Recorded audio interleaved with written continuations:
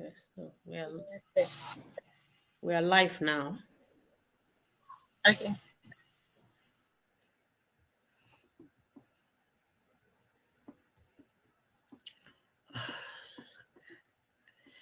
All right. Good evening, everyone. Welcome to ATP Live Monday. I have my moderator with me, but I think she just disappeared. I don't know what happened. Hopefully, she'll come back. So, welcome everybody to a fresh episode of ATP Live. Okay, I think she's back. All right.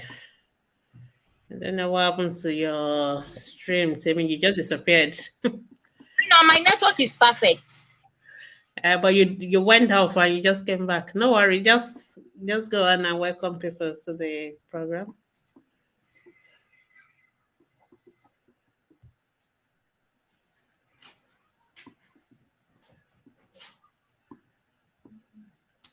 All right, welcome everyone. Welcome to ATP Live Monday.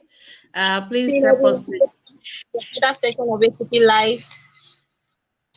I'm here today with Dr. Ogbemi and we'll be answering your questions. Please keep your questions coming.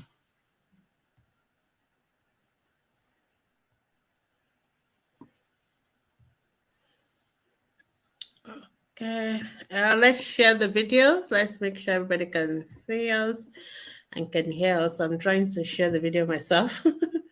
All right. Okay. Da, da, da. Okay, I think we are.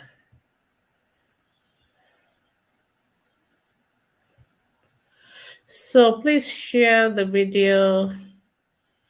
Uh, invite friends, invite family, invite everybody.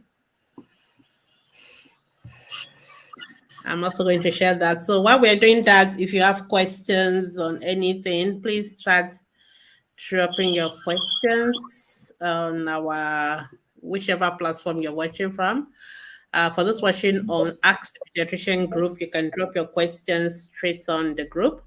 But if you're watching on any of our other groups, you have to click on the video so that you can drop your questions directly under the Ask the Pediatricians Foundation video.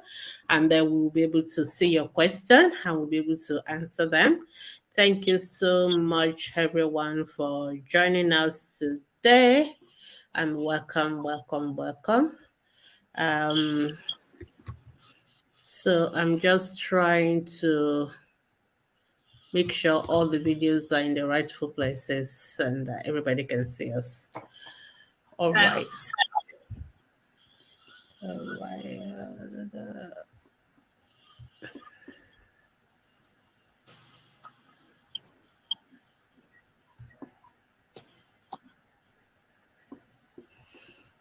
Okay, so we'll soon start. Please drop your question. For those on Instagram, welcome. I can see you all. I can see all of you, Ijama, BQ Kids, everybody, you're welcome. I'm just trying to make sure the videos are all pinned. And for those of you on our Facebook group, we see you as well. You're welcome. Welcome, everyone.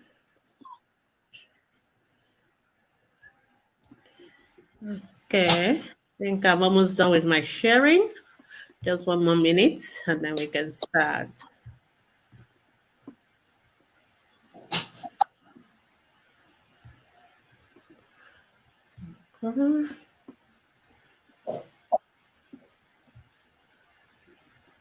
Okay, I can see questions already coming through on our Instagram. We'll be with you in a minute.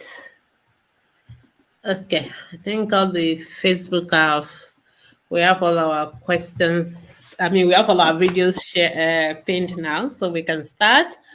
Okay. Yeah, we can start, but just a few ground rules. Please, when you're asking questions about your baby, please tell us the age Yes. of the Somebody just child. Yeah, we need to know somebody the age of your child. Just hold good on, evening, Timmy. Doctor. Timmy, hold on. Let me just do a little bit of ground rules so that people we will not have to be doing a lot of back and forth. So if you have questions, please start with the age of the child. if you are asking questions about weight and all that, please tell us what the birth weight and what the current weight is.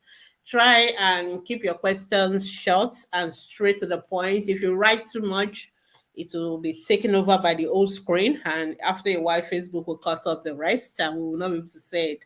So let us try and keep to that rule so that we can take your question all at once, and then we can answer them as soon as possible. So I think we're ready to start now.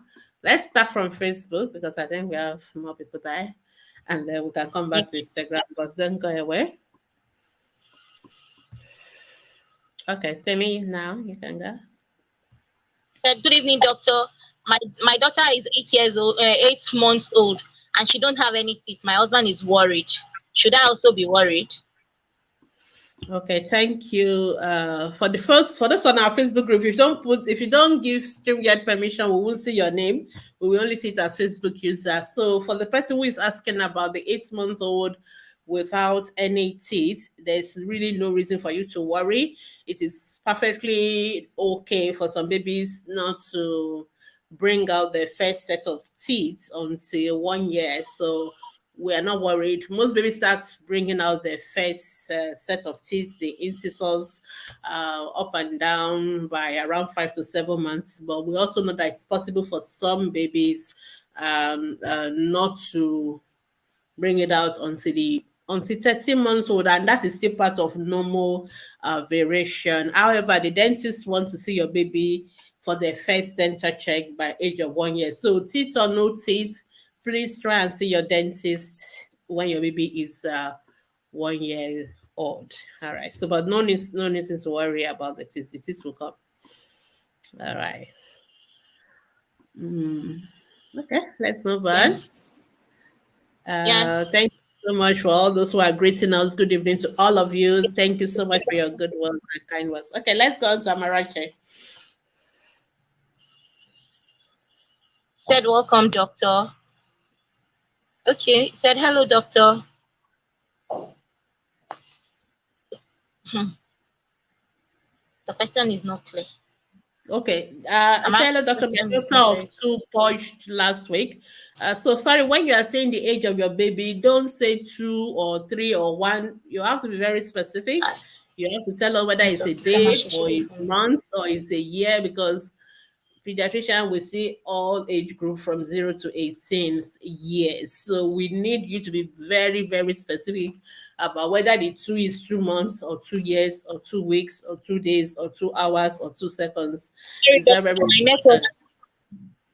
Yeah, don't worry, I'll read it. Say, my daughter of two purged last week and I gave her zinc tablets. It reduced, but 2 days ago it started again.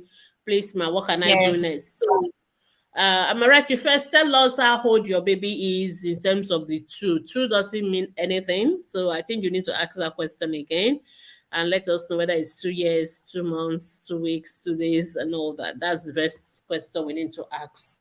We need to clarify so that we don't. Kindly drop the age of your child, please. Birth weight and present weight. All right, let's move on.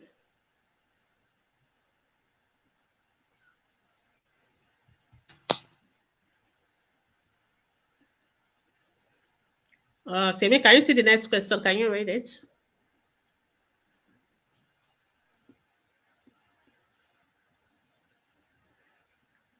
Okay, I think Temi's network is acting up. So Ifeanyi is asking, my 5 month old baby, like how many times a day can they eat formula?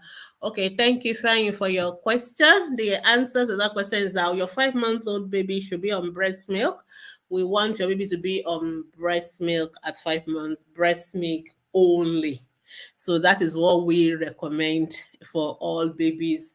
From 0 to 6 months, they should be on breast milk only.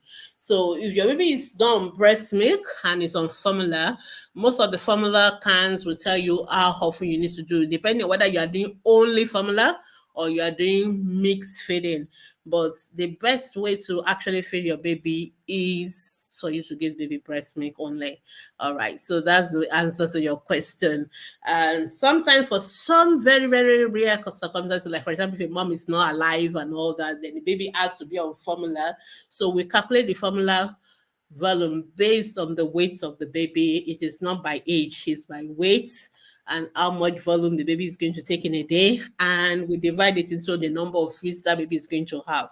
So, and usually that is something a pediatrician will have to prescribe depending on the weight of the baby. But otherwise, we'll encourage you to breastfeed your baby exclusively. All right. The next person, okay, Amarachi is topping up question. So your baby is 2 years and 2 weeks old. So if your baby is 2 years, 2 weeks old, and your baby has diarrhea. Number one, I prefer you tell us how many times your baby pass watery stools in a day. The word purging, sometimes parents use it to mean different things. So some people use it to mean the fact that baby is passing stools more often, but not necessarily that the stools are watery. So it's best you tell us very specifically. So, but let's assume your baby is having diarrhea, which is watery stool. The first thing to do is to give baby ORS. It's not just oral sync. You need to give baby ORS. ORS and oral sync. And the oral sync should be for 10 days. So you have to complete it for 10 days. Even if the diarrhea has stopped, you should still complete the oral sync for 10 days minimum. In fact, sometimes we still say do it 2 weeks. That is 14 days.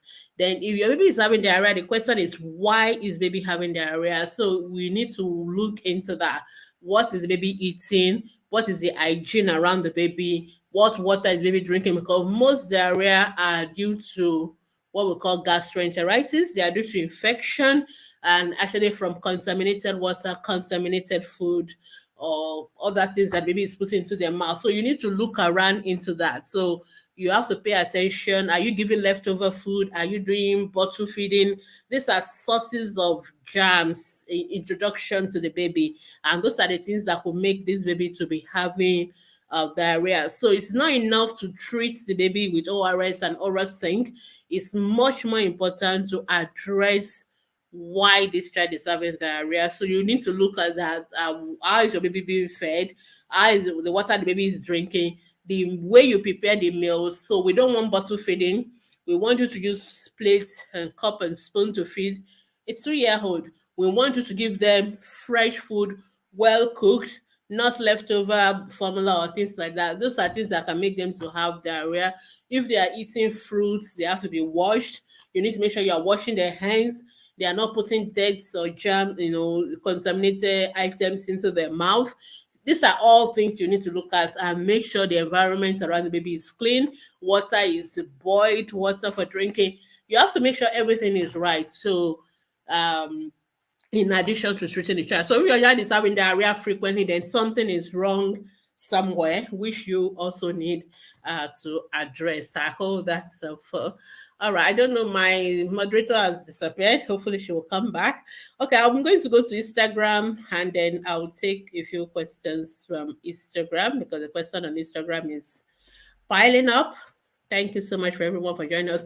So Mavis Delight say, good evening, docs. My 13 days old baby is finding it hard to attach to the breast. I have watched the breastfeeding videos, good, but it is the same. I found out that the nipple is bigger than his mouth. Okay, so if you are watching the breastfeeding videos, because the breastfeeding video is very, very clear and it tells you how to properly attach your baby to the breast. But if you are still struggling with that, then you need a woman person, actually usually your doctors or your you need your doctors or your what we call lactation consultants or your pediatrician. Sometimes your nurses, they can be there to assist you with uh how to put your baby to the breast. So because breastfeeding sometimes you have to, it's an art, it's something you can learn. It doesn't come naturally to everybody, but it is something you can learn. And when you're watching the video, don't be I hope you really watch it like for learning purpose, not just to quickly go through it. Because if you watch the video, they are very, very specific on how you let the baby open their mouth wide first before you put the nipple in the mouth. Because sometimes I notice that mothers will always multitasking and you're watching the video, listening to all the talking, and then you're busy looking something else. When you want to watch that, you need to really watch it properly, because I think it's very clear on how to get your baby to attach to the breast. Your nipple is not really bigger than your baby's mouth. Your baby's mouth is wide enough to take your nipple and the areola. So, but you may need help. If you are still struggling, that's why watching the videos, you need to go to your pediatrician or to the hospital that have lactation consultants or your nurses. They can teach you how to properly attach your baby to the breast, and it, because it's so important that you get latching of the baby. And we also have a lot of videos on. We did breastfeeding week last in August. Every August we do breastfeeding week, and we've brought nurses, and they actually demonstrated how to really put your baby to the breast. So you may want to watch our old videos of around August, first week of August. That is our breastfeeding week. We normally demonstrate that. I'm sure one of our lactation consultants was here to demonstrate how you do it. So it's something that you can learn. It's something you can do, and you just need to be patient. So if you are struggling to do it on your own, then you need the help of pediatrician or lactation consultant. Just go to the hospital and let them show you how to do it, and then you'll be fine. All right, just don't give up yet. You can be supported. Okay, so Temi, I'm answering Instagram question now, so just all done. Ichoma say good evening. Please, my breast milk. Okay, my breast still discharge milk, and I stopped breastfeeding a year ago. My baby is 1 year, 11 months. Okay, that is not normal, because once you stop breastfeeding, we expect your breast to stop producing milk. So if your breast is still producing milk, we call it galactoria. It means you are producing milk when we don't expect it to be producing milk, and that is much. So sometimes we do get that scenario in mothers who have what we call high level of prolactin. There's a particular hormone that is important in breast milk production, and sometimes it can be high in some women. Even some women that don't have babies, they can have high prolactin level, and then their breast will produce milk even when they are not having any baby or nursing a baby. So, but it can be treated, it can be managed. So you will need to see your gynecologist. So they will do the level of prolactin, and then they'll give you medication to bring it down and to dry up the breast milk. And so it's something that can be managed, but you have to see your gynecologist to do that. All right. The next question is from Shomi for King. Say good evening, doc. I called our GP, told him I would like to deworm my baby of 14 months, and started asking me how the worm got into his body when there's still warm in the body. He refused. Okay, so the worming is not global thing. I don't know which part of the world you are living. If depending on whether you're living in countries that are designated worms endemic area, so the World Health Organization has classified different parts of the world into areas where there's a high prevalence of worm infestation, and there are countries where there's not a high prevalence of worms. So if you're living in Nigeria, if you're living in sub-Saharan Africa, most of those places are designated areas with high worm infestation.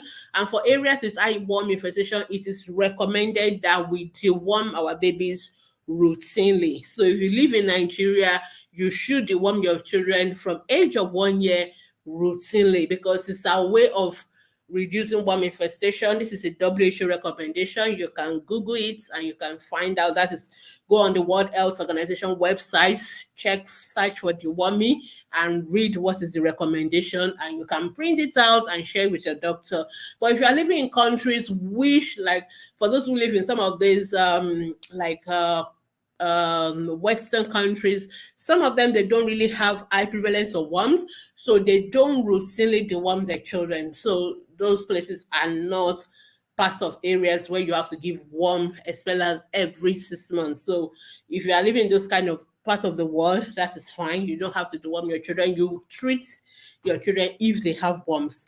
But if you're living in Nigeria, Africa mostly, you have to deworm your children. All right, so it's not a fighting thing, and you don't need to call your GP to deworm your children. You don't need to go to the GP to deworm a child. You go to the pharmacy, worm expellers are over the counter medication. So you buy it by yourself and you deworm your child. You don't need any doctor's permission to do that. You don't need a prescription to buy worm expeller.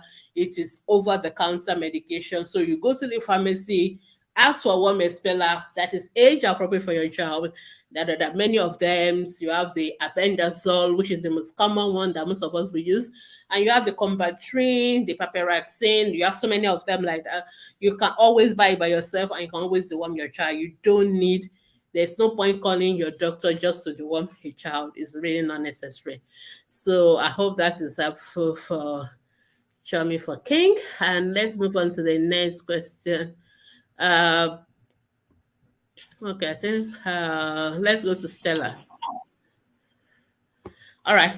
Stella, you were just breaking the rule. I said that you should try and keep your question focused and short. You wrote so much.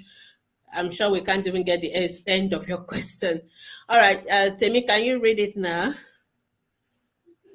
Yes, he said the question is actually very long. He said last week we got admitted in the hospital. Good day, doctor. My son was admitted in the hospital, and tomorrow, by 15 weeks, my son will be 15 weeks tomorrow. The question is so long, and I'm not even getting it. Can Okay, you see it? last Okay, week he don't was worry. admitted Just in the read. Don't worry. Just read. see, You don't need doctor. to. Just read. Don't need to understand. Just read it. Don't worry. My son will be 15 weeks tomorrow, and last week we got admitted in the hospital. Though we have been discharged, and we came back the same week because my son was having stuffy nose, and it makes him breathe through his mouth, and thereby making him also snore while sleeping. He was placed under close observation while he was in the hospital because the doctor said he has to be nebulized. He has to nebulize him every 4 hours. The doctor gave him a normal saline nasal drops to be using at home. Okay, so So Stella, that's the what is question. your question? Because you've only told us what happened, you've not told us what your question is. I'm happy you've been to the Welcome. hospital, and I'm happy you've seen a doctor, which is quite good. So if your child has been treated, and your child is still not better, then you have to go back to the hospital and see your doctor. I can suspect what your doctor was treating your child for, but by what you wrote, most likely they were treating your child for bronchiolitis because they have to nebulize and all that. So maybe they suspect the child may have bronchiolitis, which is a viral infection which can happen in babies around the age. So, but if you are still not happy, then go back to the hospital and the doctors will sort your baby out. All right, because we can't see the end of your question, it was cut off, but I think I can Yes, suspect that I maybe think that complete. yeah. So you just go back and let the doctor see your baby again. No worry. Okay, let's move on to Okay. Tolulokpe. This is from Tolulope Mary. Good evening, doctor. Thanks for all you do. I want to ask if it's advisable to give an 8 month multivitamin or any medicinal appetizer, and he doesn't eat much. Although he is not ill and not losing weight, still breathing, still breastfeeding. But I am worried breast milk alone cannot meet the nutritional requirement. Thanks. All right, thank you, Tolulokpe, for your question. The answer is that there is no appetizer. Appetite stimulating medication. Multivitamins are not appetizers. A lot of Nigerian mothers make that mistake, and they always think that if a child is not eating, then we should give them multivitamins, and multivitamins will make them eat. That is actually not true. Multivitamins does not stimulate appetite. They are not appetite stimulating drugs. Vitamins are a class of food on their own. We call them micronutrients. The child needs them for digestion of food. They need them for some what we call metabolic activities that goes on in the body. So they are part of what we all need, even adults as well. So they are not, their role is not to increase appetite. So we don't routinely recommend multivitamins for children. The only time you need to give multivitamins is if your child is not eating the food that will supply vitamins. So most vitamins your child will get them from their fruits and from vegetables. So some parents have children that they don't eat fruits, they don't eat vegetables, And so we are worried about them becoming vitamin deficient. So if we are worried about vitamin deficiency, then we have to give multivitamins so that the children do have those vitamins, because they need the vitamins. But the ideal way to give vitamins is food. We prefer that you give your vitamins as food through fruits and vegetables. So that is number one. Number two, for your 8 month old, a lot of mothers always say your baby doesn't eat much. For us, we need more information than that. What does baby actually eat? What food are you giving? What quantity? How often do you give? So, because sometimes parents have wrong expectation on what you expect your 8 months old to eat. So remember that this 8 months old is still breastfeeding, which is quite good, and you should keep on breastfeeding. Breast milk alone is not enough. But remember, when you are giving the breast milk with other food, then it becomes enough. So for an 8 month old, they still need to eat about 3 times a day, really. And all they need to eat in that 3 times a day is just about half a cup, which is about 75 mils, of thick porridge or whatever kind of mashed food or whatever you give. So I always still recommend that you go back to our Facebook group. We have a lot of videos on feeding, on how do you feed, what quantity do you give, how often do you give, and all that. You need to have that information, because sometimes if you know the right quantity and frequency and all that, then some of the time when we say children are not eating enough, they are actually eating enough. And then we also check for the weight of the child, because those are the things that help us to know whether the baby is getting enough. If your baby is getting enough food, they will gain weight, and their weight will be at age appropriate. So if your child is gaining weight and the weight is age appropriate for age, that means the child is likely getting enough food. It may not be as what you think the baby should be eating, but that may be all that the baby needs to take. And then, as children, you gradually increase their quantity and quality and the texture of the food. So you start from smoother purees and all that, then you begin to go to mashed food, and you begin to go to full solid. So it's everything is a gradual process, and you should not rush them through that process, and you should not force them to take much more than they are ready to take. So you need to we this is something that it's not enough to just say my baby is not eating enough food. We need to have more objective information before we can agree or disagree with you.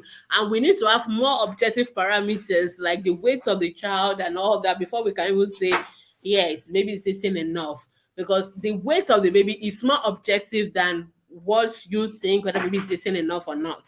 So these are all the things that you need to go through. So for you to have all this information, if you head on to our Facebook group, look for our guides section under the menu.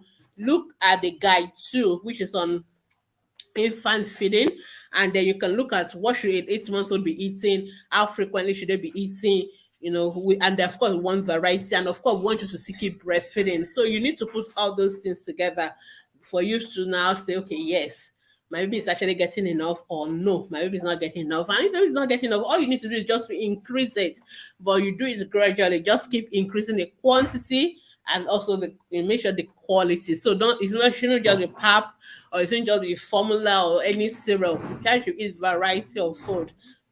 And remember, they don't need to eat as much quantity they would take as breast milk for complementary feeding. So these are all information that I think will be much more helpful. So that is that. I hope that is helpful for Solo. But I guess if you go to our Facebook group, you get a deeper, fuller explanation of that. Or you can also listen to my podcast on infant feeding for the first 1,000 days. So if you go to any of the podcast platform, look for Ask Dr. Bemi ATP, and then you can now look for infant feeding for the first 1,000 days. I think I also went more into details about this. All right. All right, let's go on to the next question. Okay. If I When should the baby boy start to crawl or sit? Okay, so whether a baby is a boy or a baby is a girl, it doesn't really matter. Developmental milestones at the same time. So sitting with support is usually from 5 to 7 months, and sitting without support is between 7 to 9 months. So averagely, If you want to have one figure by 6 months, your baby should be able to sit with some pillow or something behind the baby, and by 8 months your baby should be able to sit straight, without any support behind the back. And crawling is averagely 9 months as well. However, some babies do not crawl. And now it's very important for you to remember the word I use, averagely. So maybe we'll do it a little bit earlier, so maybe we'll do it a little bit later. So those are what we call average. Average, it means that 50% of children will do it around that period, but some children will still do it a little bit faster, and some children will do it a little bit later. But we will be worried if your baby is not sitting at all by 9 months. We'll be worried if your baby is not sitting at all by 9 months, and we'll be worried if your baby is not crawling by 1 year. But then we know some babies don't crawl as well. So we usually don't bother with crawling as such, because some babies will not crawl. They just use their bum to move. They do what we call bottom shuffling. They just move around, sitting and using their bum to move around. So, but if a baby is going to crawl, they will crawl averagely by 9 months. But most pediatricians will not worry until after 1 year. And walking is also averagely 1 year, but we are not going to worry until the baby is 18 months. That is when we are going to be concerned that baby is late. So there's an average time, but there's also a timing when the pediatrician, what we call it, the cutoff age, when the pediatrician will begin to worry about delay. So it's very important, because some mothers will now start crying that my baby is not yet working at 1 year, because doctor said baby work around 1 year. That is the average time. But the pediatrician will not worry until baby is 18 months. So some babies work at 12 months, some babies work at 14, some people work at 15, some will do it at 16. All of them are still normal. So it is only if, for example, baby is not working by 18 months, then we know, okay, we've given you enough time to catch up. So if maybe that is the cutoff, and that is when we will now begin to worry about it. So if you want to have more information about developmental milestones, you can go either to our website on www.askthepediatricians.com. We have a article on what is my baby normal developmental milestone, something like that, child developmental milestones. You can go and read, and you will read all the ages for cutoff ages that we worry about.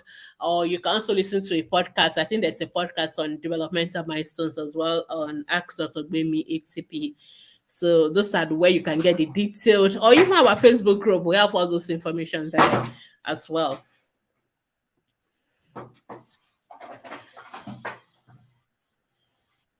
Okay. Still another question from Ifine. Said, is vitamin C good for baby? I don't know what you mean by is vitamin C good for baby. Babies all need the vitamins, but if you mean giving them vitamin C syrup, you don't give. And I think I've answered that question when I was answering the person who asked about multivitamins. The best way to give vitamins to your children is through their food. So if they eat their fruits, they will get vitamin C. We don't want you to routinely be giving them vitamin C or this or that. The less drugs your children take, the better. And including multivitamins, we don't want children taking drugs at all. We want them to eat healthy food, and they'll be fine.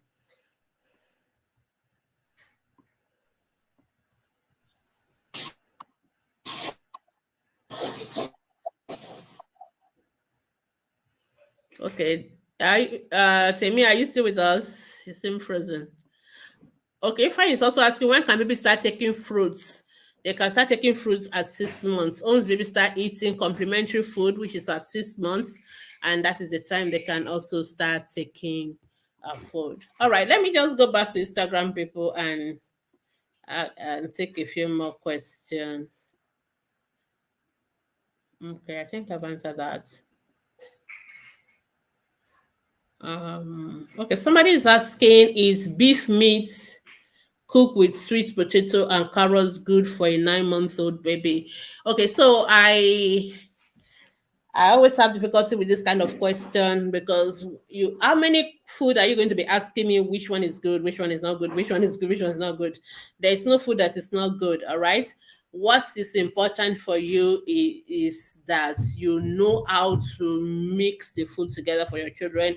You aim for variety as well. So it is not like each time you're asking meat and this, then you're going to ask for different combination. And so what is more important for you, Rimdom, is to know the principle behind feeding babies. You need to know the different classes of food. So we have about 5 or 6 classes of food if you want to include water. So we have what we call the carbohydrates or energy giving food, things like your cereals and your grains and all that. So they provide energy. We also have another form of energy giving food, which are your fats and your oil. So your butter, your margarine, your palm oil, those are fats and they are also energy giving food. Then we have your protein, and the protein we have two types. We have the plant protein and we have the animal protein. So your plant protein and things like your beans, granules, and all those, most of them are they are protein. Protein helps. We call them bodybuilding food, and but they are from plants. Then we also have the protein that are from animals. So your meat, your fish, your chicken, your egg, they are all proteinous food. Your crayfish, all the different classes of food and fish, that you may have, they are animal-based protein. And of course, even your milk, those are dairy. So that's another class of food, but they are still under protein as well. Your dairy products, your cheese, your yogurt, your milk. And of course, we have our fruits and vegetables, which we tend to call welfare food, but they supply a lot of vitamins and minerals. Okay, so those are the different classes of food. Now, the idea is that anytime you want to feed your children, so we have what we call the food plates. And if you go on Google, you can just check my food plates, or you go on our Facebook group or our website, you will see a picture there. The idea is that each time you are giving your baby food, we want at least 4 out of those 6 classes on your plate at every given point in time. We want at least 4. You can make it all 6, but at least 4. So we want a little bit of carbohydrates there. We want a little bit of fat there. We want some protein there. We want fruits and veggies there. We want the dairy by the side. We want all of them there. And this starts from age of 6 months. So whether 9 months, 1 year, we want that complete food. Of course, the base of them, the majority of them, or the greater portion will be the carbohydrates. So your carbohydrate can be grains, can be tuber like your yam, your potato, and all that. But there must be something supplying carbohydrates. That's the energy giving food. So the idea is so you can vary different. So each time your baby is eating, you can mix it. So this time around, I may decide that in the morning my carbohydrate is going to be maize or as pap or whatever millet pap. In the afternoon, I may decide that it's going to be rice. It's a grain too, but it's a different kind of carbohydrate. Or in the night, I may decide it's going to be another type. It could be tuber, maybe it's a yam or it's potato. So that's it must be carbohydrates there. Then of course the protein. You can decide that okay, in the morning when I'm making my pap, I'm going to use crayfish with it as a source of my protein. Or in the afternoon, let's say you're giving your baby rice. You may decide I'm going to put chicken or I'm going to use meat or whatever. Then you may decide in the night I'm going to use a fish or different kind. So the protein must be there. So carbohydrate is about 40 to 45%. Your protein should be at least 15 to 20%. Of course, you need your vegetables as well, which also must be another between 25 to 30%.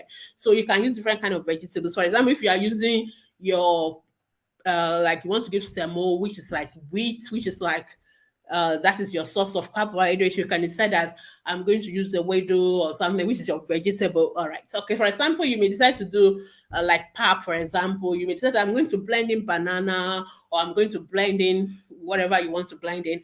Something that is vegetable, something that is fruits, you can put it as there. Or you can even give it separately for the child to eat on top. Then, of course, you are going to give a little bit of palm oil or your butter. That is going to be your fat and oil. And of course, your dairy, which is your milk, is also by there. Of course, there's always water. So that is the idea that you need to know. That's why many time parents will always ask me, can you give me a food timetable? And I'll say, no, I'm not going to give you a food timetable. I'm only going to tell you the principles of how to put the food together. Now, you know what you like to eat in your own culture, in your own family. So that is what you will now use. But make sure there's carbohydrates, there's protein, There's fruits and vegetables, there's oil, and there is dairy. Make sure everything is there. That is you now using your own intuition, and you can now play around with it. You can do different things. So the method you're giving us now, about meat, your beef meat, your sweet potato. So you're giving protein, which is your beef. You've put sweet potato, and there's carrot. There's nothing. What you mean is good. There's nothing wrong with it. So there's not like it's good, it's okay. So it doesn't mean that anybody else who decides to do something else is wrong. So you can make your food as long as it's something your child likes. So and you mix it in different way. So that is the most important thing. So the idea is just I don't give only one kind of food. So I don't want your baby to be eating, which is what where I always have issues with parents, like, oh, the child like this particular food, then that is what you want to give your baby. So maybe some people will just maybe pap all through the whole day. Then after a week or two, then the child stops taking the part, then they start, oh, my baby is not eating again. Or it's a particular cereal that they bought in the store and you want to give it over and over again. And when the child stops taking that because the child is bored, then they say, oh, the child is not eating again. The idea is not for you to eat only one food 24/7 or throughout the whole day. So you can make up your own timetable and mix the same kind of food classes, but using different kind of food to provide the classes that you want. So maybe in the morning your pap is pap and egg and a little bit from all. In the afternoon it could be your potato mashed with fish, with some peas or whatever carrot, whatever you want to grate into it. Another time it could be your, like Nigeria, you have a lot of swallow, like your semo or mala or something with a wedu, and maybe you put crayfish inside and all that. Just use your own creativity, mix it. There are a lot of people who does a lot of all these nutritional sites or Facebook, Instagram that shows you how to, they give you example of recipes. But I always say, parent, just make up your own. You can learn from other people, you can borrow, you can, but try and learn the principle. Once you get the principle, you are the one that will make up your own timetable, and then you don't need to always ask, is this one good, is this one not good? No, there's nothing like that. Anything you want to give your child, as long as something you can also eat and it's not a poison, it's nothing wrong with it. It's just to make sure you are giving it the right mix and your baby likes it. So if you mix this and your baby doesn't like it, then there's nothing matter. So you try another thing. Maybe some people would prefer potato with butter and maybe fish rather than with beef. Just make sure. Also, another thing finally is the texture. So when you are starting, it has to be smoother because maybe they're just learning to eat. So usually it has to be puree like and all that, more liquid, and then but not watery liquid, but like thick, but semi-solid. Then as you are going older towards the age of 1 year, you're making it more solid. So initially you may want to be mashing your potato, but after a while, your baby can actually eat the potato that is diced into small pieces and all that. So those are all the principles behind complementary feeding. So if you want more information on that, like I told the earlier person that asked, you can go to our Facebook group, go through, watch all those videos, because those are the things that they really addressed. So once you know the principles, then you can always work out anything you want to feed your child. And there is no food that is adult food or baby food. All food are food. All right. So there's no food that you are eating that your baby cannot eat. But the way you mix it, the texture you present it is going to be different compared to what you will eat for yourself. So, for example, you can easily swallow a bar, but you're not going to give a bar to a 6-month-old who is just learning to eat. If I thought you want to give them something, you have to be much softer, easily for them to swallow. So that is the difference between the two groups. So I hope that is understandable. I really decided to go into details with that because people ask that question a lot. Oh, can I give my baby this? Can I give my baby that? Once you understand the principle, you will not need to ask specific examples of what you can give or you cannot give. You can give anything you want to give, but understand what you are trying to do, and then it will make sense. All right, I think let me just take one more question from Instagram, then we'll go back to Facebook. So Minion D photo say, please, on average, how many times is 7-month-old meant to pull per day? There's no average. So what works for one baby works. So baby can vary. So and some people will not pull at all. So every child has their own different bowel movements. pattern. So the most important thing is that when your baby eventually poo, the poo is not watery and it's not hard. So that's what matters. So every time if your baby like poo every day, some people will not poo every day, maybe every 2 days or 3 days. So some people will poo every time they eat, which is also fine. But so the number of times is not really what matters. What really matters for us is the texture of that bowel motion. Is it watery? Is it hard? Is it normal? As long as it's normal, that is all that matters. So you don't need to start counting and start getting yourself worried that my baby has not poo at all. Or those who poo every day will now say, "Oh, I'm worried my baby is pooing too much." But the poo is normal poo.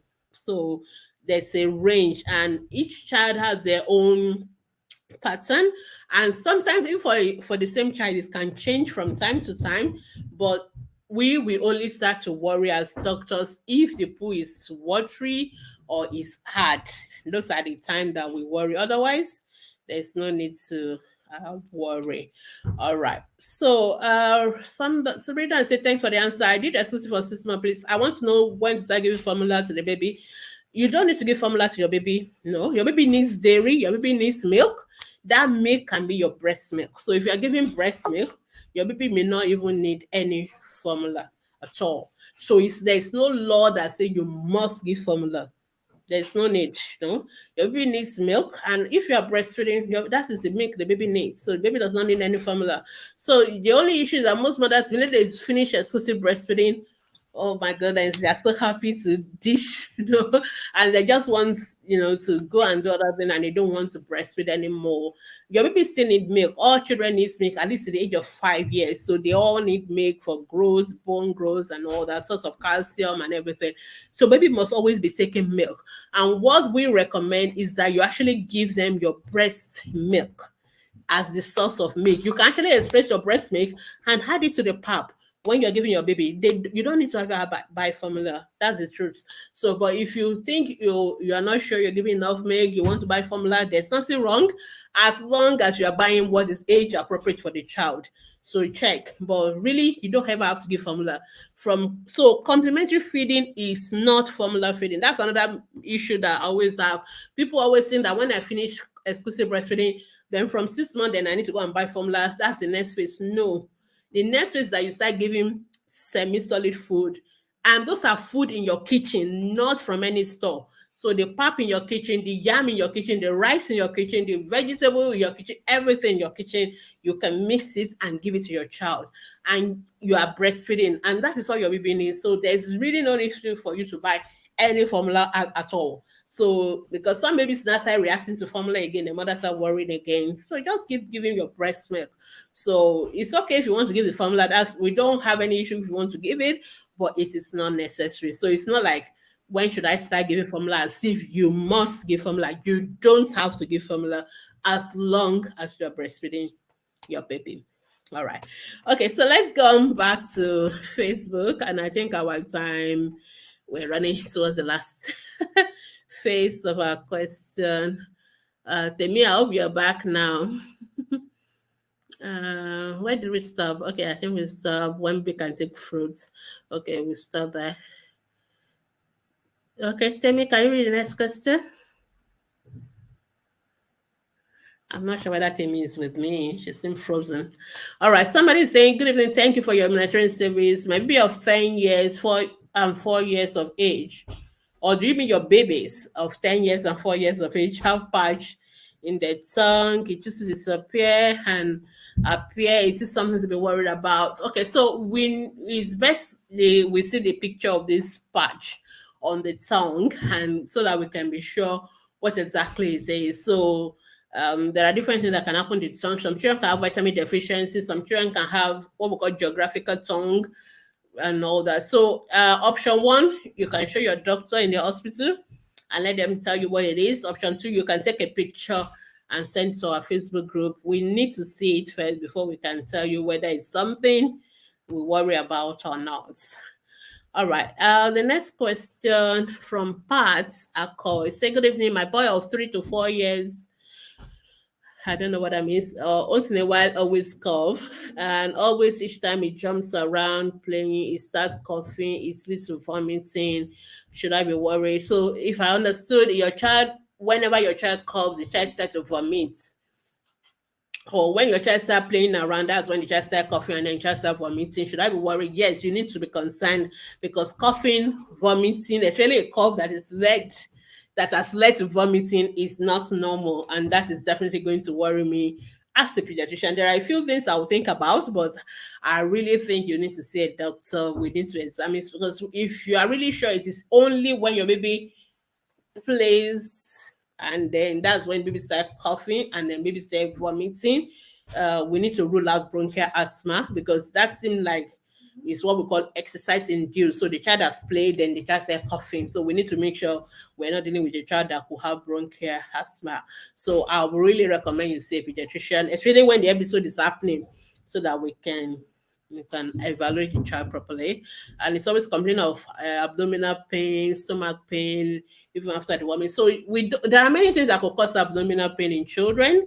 So I don't want mothers to always run away with it. I get this question a lot. People always think I want my child, and my child is still complaining of abdominal pain, as if worms are the only thing that cause abdominal pain. Indeed, worms don't cause abdominal pain. Most of the time they don't. So there are many other things that will cause abdominal pain in children apart from worms, or even so the warming your child does not absorb them of having abdominal pain. That is number one.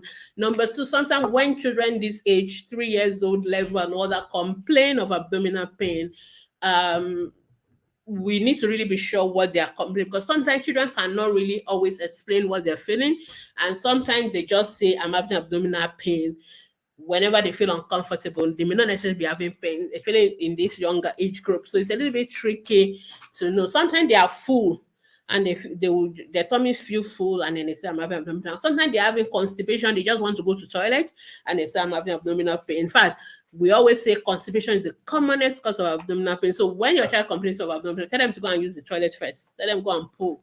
So sometimes they pull and then the pain has gone. So you need to also think about what is happening when they are complaining of that pain. Some children also complain of it when they don't want to go to school or they don't want to do anything. So it's an escape thing. So we always want to make sure we triage which one is going on first. So it is not every abdominal pain. Actually, if it's something the child complaining about all the time, that we worry. But if the child is really having pain, that they are crying, rolling on the floor, they are holding onto their tummy, that is more likely the kind of abdominal pain that will worry a pediatrician. And that is when you have to take them to the hospital, because we can now examine the tummy, we can do scans, we can do whatever we need to do. Yeah, but sometimes they complain of pain and they're still running around and playing, and you may have to think first, what are they trying to tell you different from the fact that or if they only have abdominal pain during the school period, or during the holidays, there's no abdominal pain. So it's a school-induced anxiety. So there are many things that could present as abdominal pain in children, and not necessarily that they are having pain. So we need to be sure of which one it is. So, but this your child needs to see a pediatrician. Is complaining of cough with vomiting. You need to say, doctor, abdominal pain that we're not sure of. We need to see a doctor. All right. The next question. Somebody said my baby of 3 years. My baby has catarrh for 3 weeks now. I've given Panda Gold, Fruit syrup, blah blah blah. So you need to take a child to hospital if your child has catarrh for 3 weeks. That's too long. All right. Usually we say most children have uh, what we call acute respiratory infections, which are mostly viral in origin. They are due to viruses. That's what that means. And but 3 weeks is too long. So we don't recommend cough syrup. We don't recommend all this fruit whatever in children. So take the child to the hospital.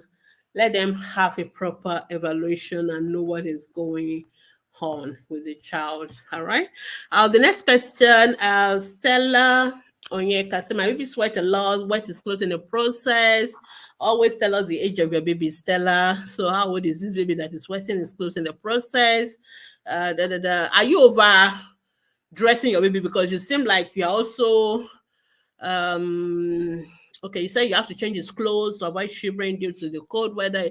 The first question is, are you overdressing the baby? Because if your baby is overdressed, your baby is going to sweat and your baby is going to to be hot and sweat, because sweating is the way of the baby cooling themselves down.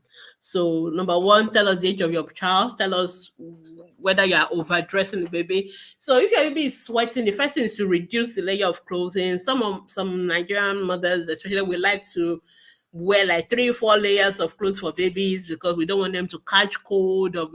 And I think you are the one that asked the question about your baby having catarrh or let me go back. If it's your same baby that you think your baby, yeah, you are the same person. So I assume that you're assuming that your baby is having those cough and blocked nose because of cold, and because of that you're overdressing the baby now. Please lose the clothes. Baby is not having those things because of cold. Baby is having them from viruses. So they are viral infections that can cause blocked nose and all that. And from what you told me, your doctor nebulizing your baby and all that, looks to me like your baby has what we call bronchiolitis. It's a viral infection. It has nothing to do with whether you are dressing for the baby or not dressing the baby. And if you are now overdressing the baby because of that, then your baby is going to be sweating. So just reduce the clothing. So it has nothing to do with the weather. It has to do more with a virus causing the respiratory tract infection, causing the blocked nose, the blocked airway, and all that. But it's something that will resolve on its own over a couple of days, usually most time 2 weeks. So dress your baby according to the weather. If your baby is beginning to sweat, reduce, just wear light cotton clothes for them. If the weather is cold and you can wear thicker layers. So you have to change it according to how the weather is. So Stella, I hope that is helpful for you. All right. So Tolulokpe, you got your question answer. My moderator has left me. I think she's having issues with her internet. Facebook user, what has happened to my baby Navel? I don't understand. Okay. I also don't understand because you've not told me anything. All right. You didn't tell us anything. You didn't show us a picture, but you are saying, please, this is what happened to my baby Navel. I don't understand. I also don't understand because I have no clue what you're talking about. So this kind of question, you need to post it on our Facebook group, put a picture there, and try to tell us in your own word what you are worried about. Or is the nerve swollen? Is it bringing out a discharge? Is it color or something? Just tell us what it is. Don't just say, what is this? I don't understand. That doesn't tell me anything. It has not told me that information has not revealed anything to us. So you need to tell me, no matter how simple, just say something. There are only few things that can happen to the nerve. Is it swollen? Is it bringing out blood? Is it bringing out pus? Is it looking different color? Is it what it is that is you are saying? Just tell us in a simple everyday language what it is that you are seeing that you don't understand. Then we will now be the ones to explain. But you are saying you don't understand, but you have not told us what you don't understand. Then I'm not going to be able to help you with that because you have not given me any information. You didn't tell us the age of your baby as well, so you also need to tell us that. So when you are writing, be mindful of the fact that Dr. Baby is not staying by your side. I'm not in your house. I'm not seeing you. I'm not seeing your baby.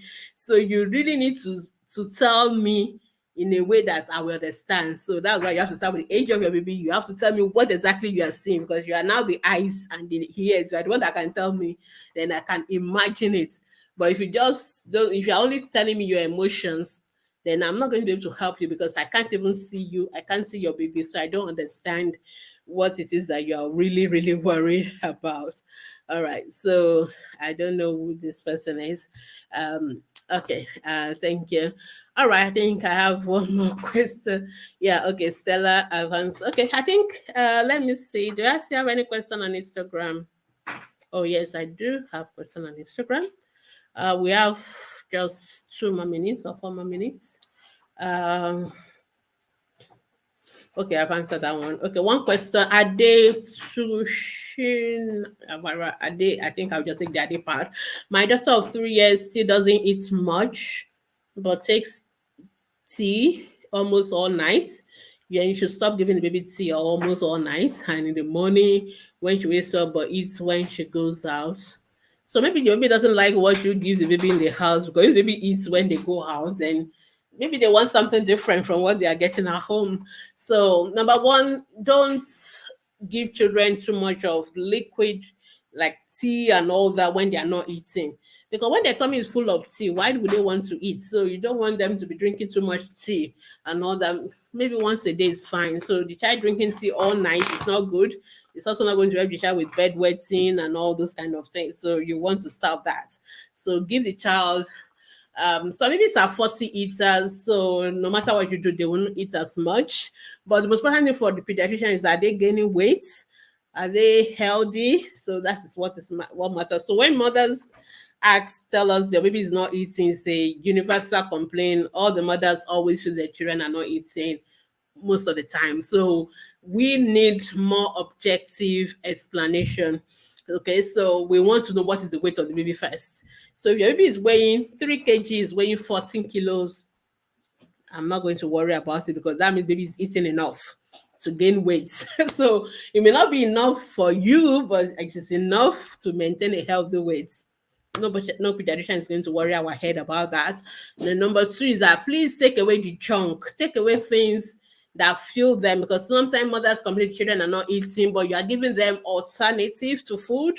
So you give them a lot of tea, biscuits, all those snacks or whatever, then they're not going to eat food. So children generally we say they don't starve themselves. So I know it's hard for parents to believe that, but children really don't starve. So in other words, when they're really hungry, they're going to eat. So you want to make sure you are not giving them alternatives in between meals. They can take healthy snacks, they can take fruits, they can take veggies, but you're not giving them things like tea and juice and biscuits and all those other stuff. You need to take them all away. So give them the food. If they don't want it, that's fine. Take it back. Go and put it back in the fridge. When they are ready, they can ask you again, and you bring out the same food. That is what you do. So some children eat something, but they don't eat like plenty.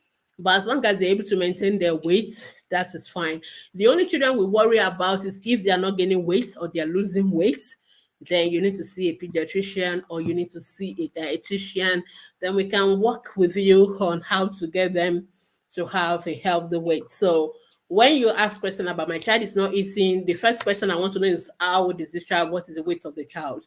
Because that will tell me whether I should worry or not. Then I also want to know what exactly the child eats, even that it's not eating or what exactly is the child eating. Because another way is to make sure that even the little they eat, you pack it well with calories. And there's a way we can do that. The dietitian can work out that for you. And sometimes for children who don't eat much, whatever they like, give them more of that first. Don't try to starve them of even the one they like. Let them have as much of that. If they want to eat that one every day, let them eat it every day. But then you gradually be adding the other things. And sometimes you have to experiment and start increasing their repertoire of whatever they can eat. So you just have to keep trying and trying and all that. But as long as they are eating enough to maintain a healthy weight, the pediatrician, we are happy. So we don't try to force them. Don't force children to eat. That's what mothers do. That's the worst thing we can do. It's not going to work. And it's actually make it worse because they now begin to have what we call food phobia. They don't want to even they don't want to even come near the food table. So don't force them to eat. Just keep encouraging them. Try and eat together at the same time they are eating. Try and experiment with variety and all that. What is it that your child like eating outside? Maybe you should try and do more of that inside as well. So those are small things you can do. All right, my final question as I go home. Um Last question for the day. Also in a while, we have something that looks like severe cough, and whenever we visit the hospital, they keep asking us to go back because it's the weather, and I should stop bringing them at all times. Okay, yeah. Okay, so if your baby is always having severe cough, you go to the same hospital and they're telling you not to come back, please go to a different hospital, go see a pediatrician, and so see a pediatrician instead. So you may want to see somebody else so that you have a second opinion. So that's what I will say about that. So you may want to, if it's happening, it depends on how often it's happening. If it's happening, if it's once in a while, maybe once in a month, once in a year or something like that, I'm not going to worry. But if your child have it often, because that's the impression I got from your question, like every time your child play, your child start coughing and start vomiting, And your children, I'm sure they are playing every day. If it happens every day, you need to see a pediatrician. There's something like it is the weather. Weather can Children can have cold and well cough, but it doesn't mean they will vomit. I know that is the part of it that is not really not appropriate. The child should not vomit with coughing. Child that coughs so much. So there are what we call indication for pediatricians to worry about something. So if a child is coughing, cough now, one cough, maybe another 10 minutes before another cough. I'm not going to worry about that. But a child who coughs enough to end up vomiting is severe cough. That's a sign of severity. If a child coughs and coughs to the point that he has to vomit, that is a severity index. So I am going to be worried about it as a pediatrician, and that is not whether kind of cough. That is a cough that we need to know why the child is coughing, especially when it is exercise induced. There's more going on. So I don't agree with whatever they are telling you in the hospital. I will encourage you want to go see a hospital that has a pediatrician for a second opinion. So that's just what I'm going to say about that. Um, uh, da, da, da. No, cough is not teething. No, don't even bring that here. Don't bring that. Cough, teething does not cause cough. There's nothing absolutely related between teething and cough. And the 3-year-old, your 3-year-old has finished all their teeth, all right? So the next thing that's going to happen is that they're going to lose their teeth. So a 3 to 4-year-old child is not teething. Just take that one out. They usually bring out their first set of teeth by the age of 2 years. Even if they say the child is 2 years old and is teething, teething does not cause cough. So don't believe all those old wives' fables. I'm sure I've dealt with that previously. So you should have those. If your child is coughing enough for you to worry, please see a doctor and let them do further evaluation of the child. All right, thank you so much, everybody. Sorry that my second left me. I guess she was having some technology challenge. So thank you so much for watching. So if you still have any questions for pediatrician, remember that we have our Facebook groups, Ask the Pediatricians on Facebook. You can miss it.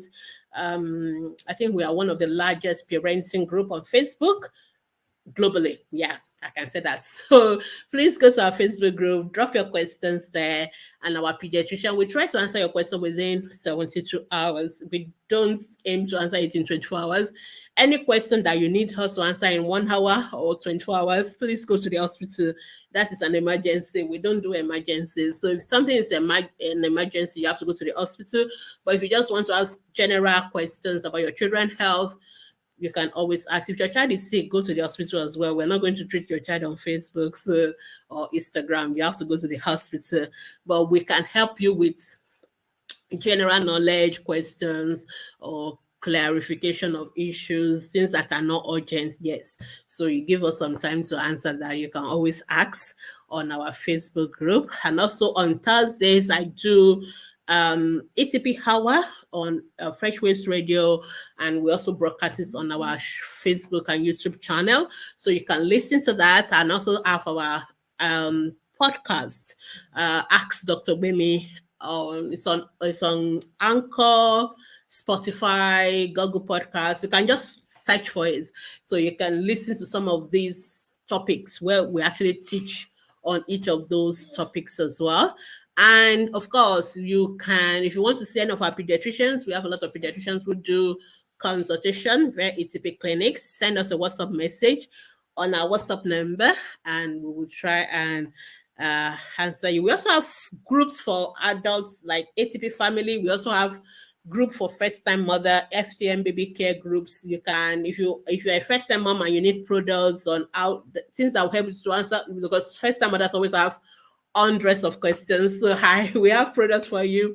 FTM baby care ready. It's a book, it's a company or FTM company. It tells you everything you need to know about raising your baby from the womb to at least the first few years of life comfortably. Or if you want to have a book of questions as well on your frequently asked questions, we also have a booklet on that as well. You can purchase it for you. It's small talking. So just send us a WhatsApp message and we will be able to get it across to you. So thank you so much, everyone, for watching. I'll see you again, same time, by God's grace, next week. And from me and Temi, who unfortunately left me halfway. Just bye for now. Bye. Bye.